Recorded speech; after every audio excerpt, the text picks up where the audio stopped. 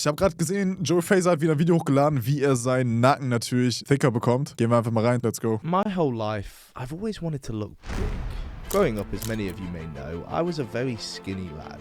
And while many people dreamt of having six-pack abs with their perfect beach body, wollte er nur einen Nacken. goal in the gym was to look big in clothes.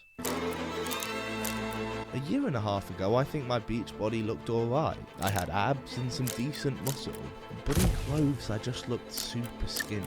Fast forward the clock to now, and while I don't look big in clothes yet, I definitely look a lot bigger. So how did I do this? Well, obviously apart from cramming food down my face, I also started working on this part of my body. You see, this area is what can make someone look big.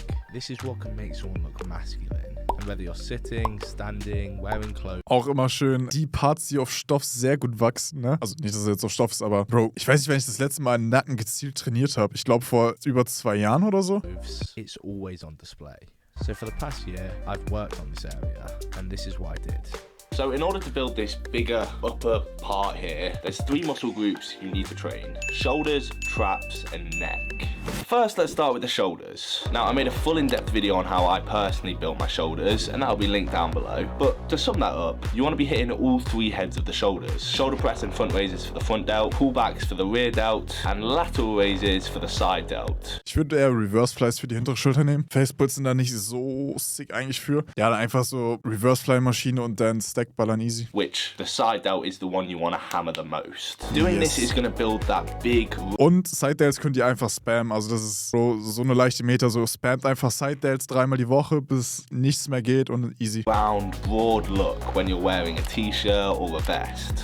Next up, the traps. Now, like many people, I used to neglect these and just not train them whatsoever. That was until I realized how much bigger it made you look in clothes. Now, traps are a very simple muscle group to train. I do 2 heavier sets of 10 to 15 reps on barbell shrugs. I make sure every session to progressively overload, if that be more reps or more weight.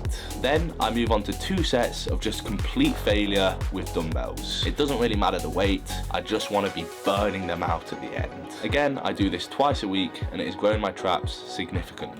Finally, we moved on to the neck.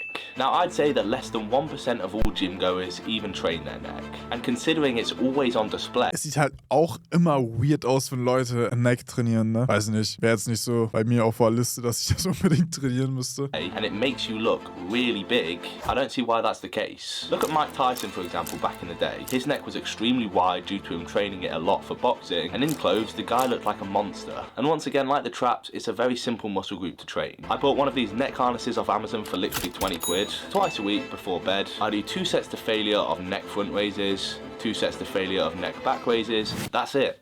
Look, I don't know if this is the most optimal way of training your neck, but it's worked for me. Aber check dir, wie er auch sagt, zu Hause, bevor er schlafen geht und nicht im Gym. Weil, Bro, wenn du da im Gym bist, dieses Ding erstmal im Kopf ziehst. Also, Bro, wir hatten auch mal einen im Gym, der hatte dann auch so ein Ding im Kopf und dann für Boxen wahrscheinlich. Da hatte dann immer so einen Gummiball dran. Und Junge, es sah so funny aus. Es hat einfach so die Schicht leichter gemacht, ne? Any compliments on it, and importantly, it doesn't affect the rest of my training in the slightest.